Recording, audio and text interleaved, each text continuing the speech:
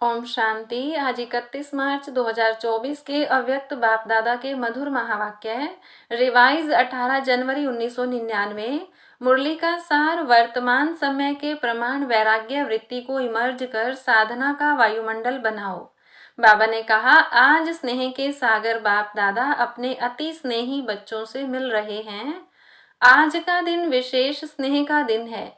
अमृत वेले से लेकर चारों ओर के बच्चे स्नेह की लहरों में लहरा रहे हैं।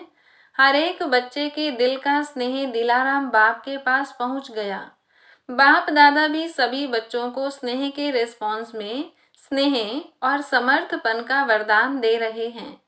आज के दिन को बाप दादा यज्ञ की स्थापना में विशेष परिवर्तन का दिन कहते हैं। आज के दिन ब्रह्मा बाप गुप्त रूप में बैकबोन बन अपने बच्चों को साकार रूप में विश्व के मंच पर प्रत्यक्ष किया।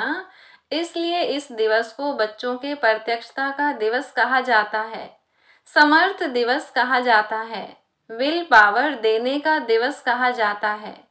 ब्रह्मा बाप गुप्त रूप में कार्य करा रहा है, अलग नहीं है, साथ ही है, सिर्फ गुप्त रूप में करा रहा है।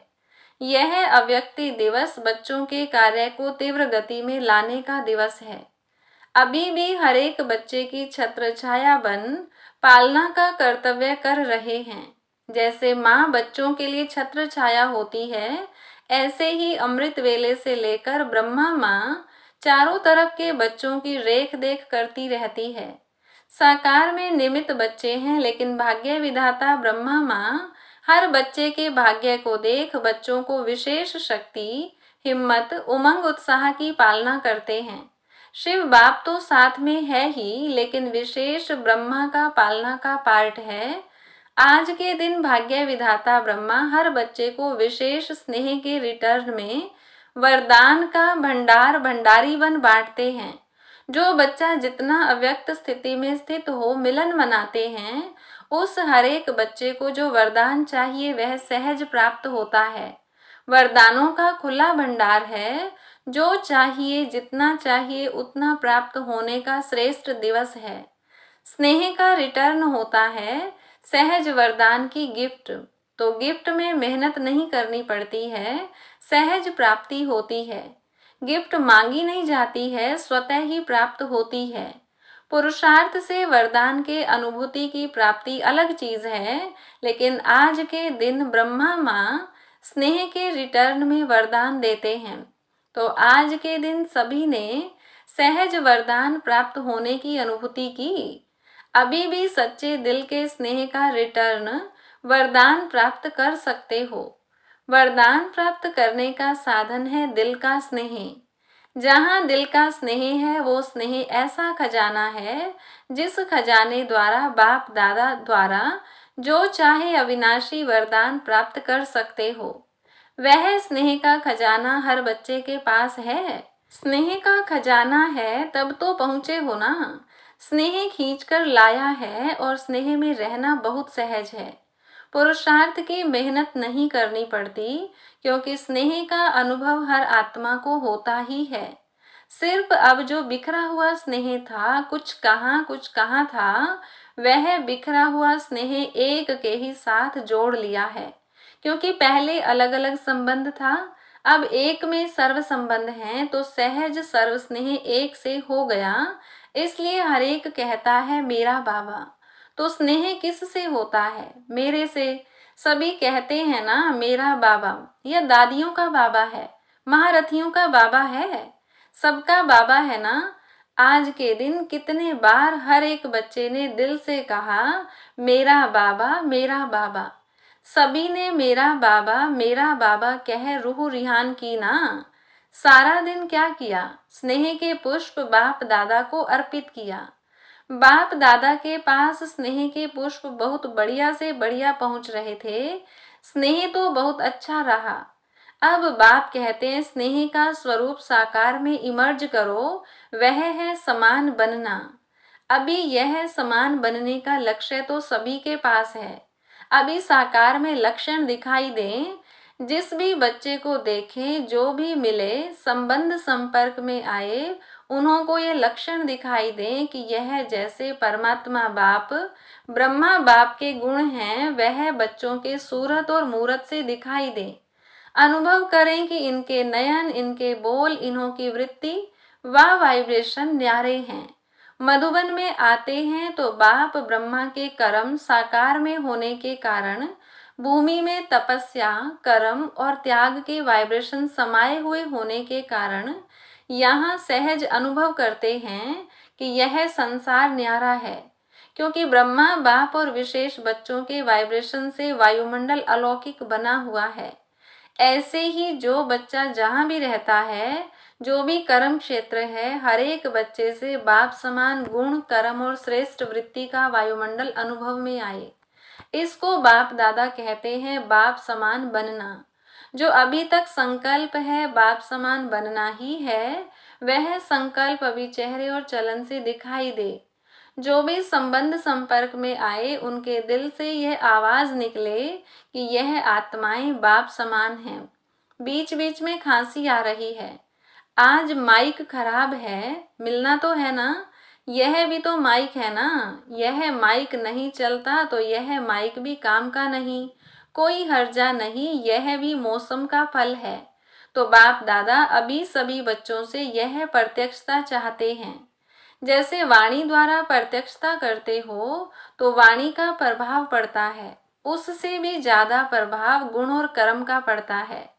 हर एक बच्चे के नयनों से यह अनुभव हो कि इन्हों के नयनों में कोई विशेषता है, साधारण नहीं अनुभव करें, अलौकिक हैं। उन्हों के मन में क्वेश्चन उठे कि यह कैसे बने, कहाँ से बने, स्वयं ही सोचे और पूछें कि बनाने वाला कौन।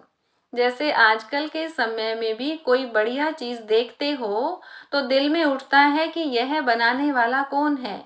ऐसे अपने बाप समान बनने की स्थिति द्वारा बाप को प्रत्यक्ष करो। आजकल मेजॉरिटी आत्माएं सोचती हैं कि क्या इस साकार सृष्टि में, इस वातावरण में रहते हुए ऐसे भी कोई आत्माएं बन सकती हैं। तो आप उन्हों को यह प्रत्यक्ष में दिखाओ कि बन सकता है और हम बने हैं। आजकल प्रत्यक्ष प्रमाण को ज्यादा मानते हैं, सुनने से भी ज्यादा देखने चाहते हैं। तो चारों ओर कितने बच्चे हैं, हर एक बच्चा बाप समान प्रत्यक्ष प्रमाण बन जाए तो मानने और जानने में मेहनत नहीं लगेगी, फिर आपकी प्रजा बहुत जल्दी जल्दी तैयार हो जाएगी। मेहनत, समय कम और प्रत्यक्ष प्रमाण अनुभव करने से जैसे प्रजा का स्टैंप लगता जाएगा। राजे रानी तो आप बनने वाले हैं ना।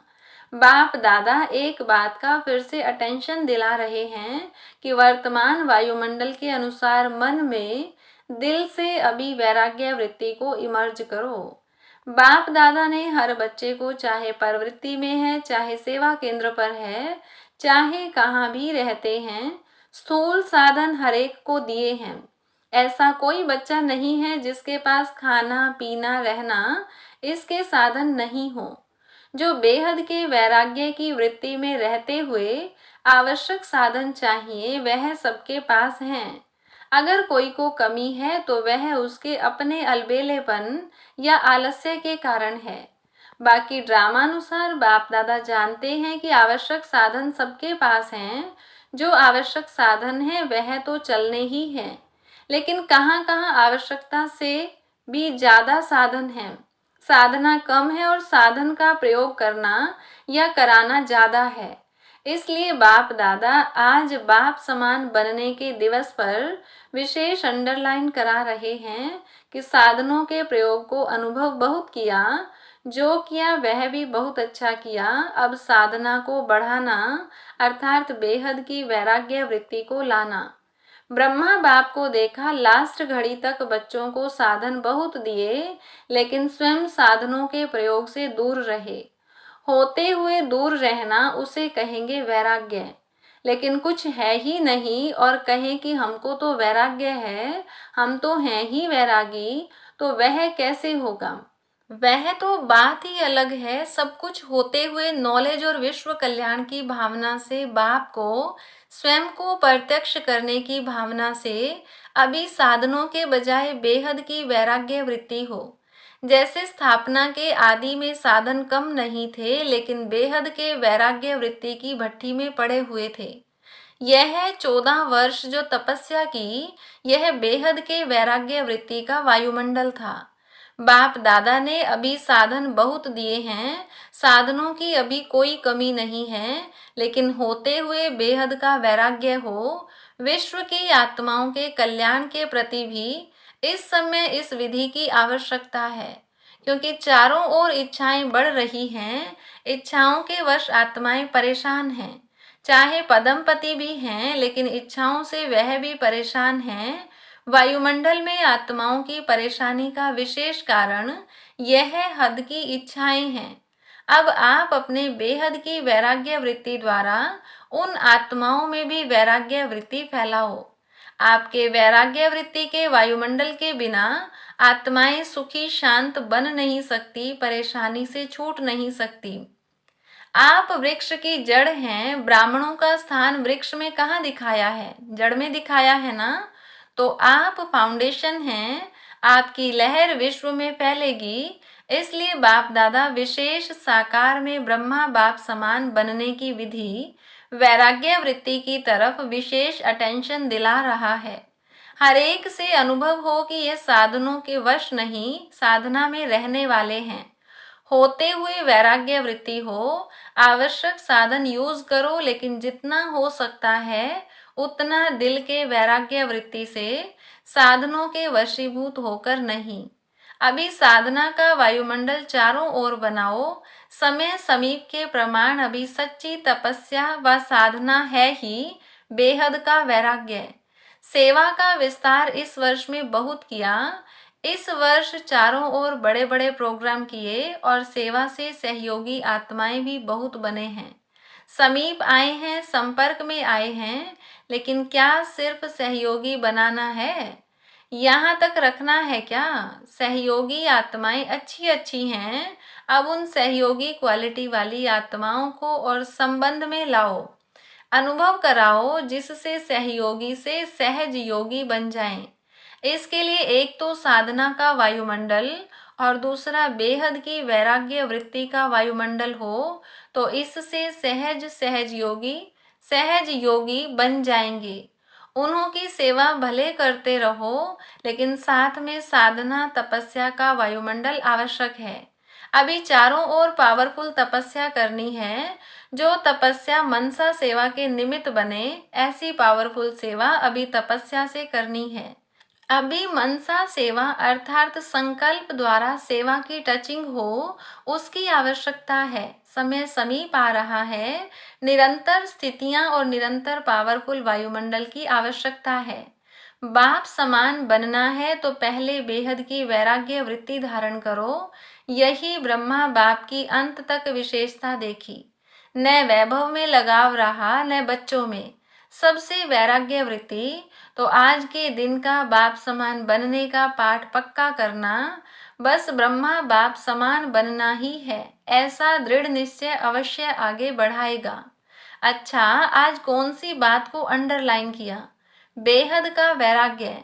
अभी आत्माओं को इच्छाओं से बचाओ। बेचारे बहुत दुखी हैं, बहुत परेशान हैं, तो अभी रहम दिल बनो। रहम की लहर बेहद के वैराग्य वृत्ति द्वारा फैलाओ। अभी सभी ऊंचे ते ऊंचे परमधाम में बाप के साथ बैठ सर्व आत्माओं को रहम की दृष्टि दो।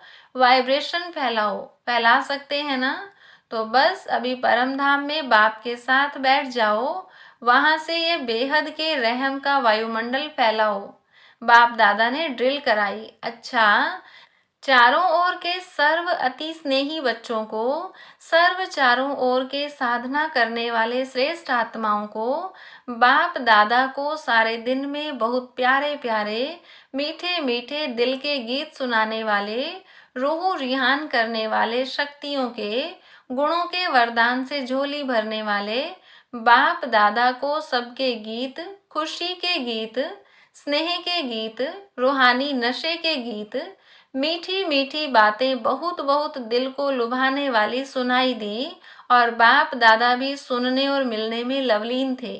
तो ऐसे दिल के सच्चे, दिल की आवाज सुनाने वाले बच्चे महान हैं और सदा महान रहेंगे। ऐसे मीठे मीठे बच्चे सदा बेहद के वैराग्य वृत्ति को अपनाने वाले दृढ़ निश्चय बुद्धि बच्चों को बाप दादा एक के बदले पदम गुणा रिटर्न स्नेह दे रहे हैं। दिलाराम के दिल पर रहने वाले सभी बच्चों को बहुत बहुत याद प्यार और नमस्ते। रूहानी बच्चों की रूहानी बाप दादा को नमस्ते। जो बाहर भी सुन रहे हैं उन्हों को भी बाबा देख रहे हैं और बाप दादा दूर नहीं देखते हैं, लेकिन सभी तरफ के बच्चों को सम्मुख देख याद प्यार और मुबारक और याद सौगात व याद पत्रों का रिटर्न कर रहे हैं कि सदा उड़ती कला में उड़ने वाले बच्चे सदा आबाद हैं, सदा ही आबाद रहेंगे। अच्छा वरदान है आज का। श्रेष्ठ संकल्प की शक्ति द्वारा सिद्धियां प्राप्त करने वाले सिद्धि स्वरूप भव। आप मास्टर सर्वशक्तिवान बच्चों के संकल्प में इतनी शक्ति है जो जिस समय चाहो वह कर सकते हो और करा भी सकते हो, क्योंकि आपका संकल्प सदा शुभ श्रेष्ठ और कल्याणकारी है। जो श्रेष्ठ और कल्याण का संकल्प है वह सिद्ध जरूर होता है। मन सदा एकाग्र अर्थात एक ठिकाने पर स्थित रहता है, भटकता नहीं है। जहाँ चाहे जब चाहे मन को वहां स्थित कर सकते हैं। इससे सिद्धि स्वरूप स्वतः बन जाते हैं।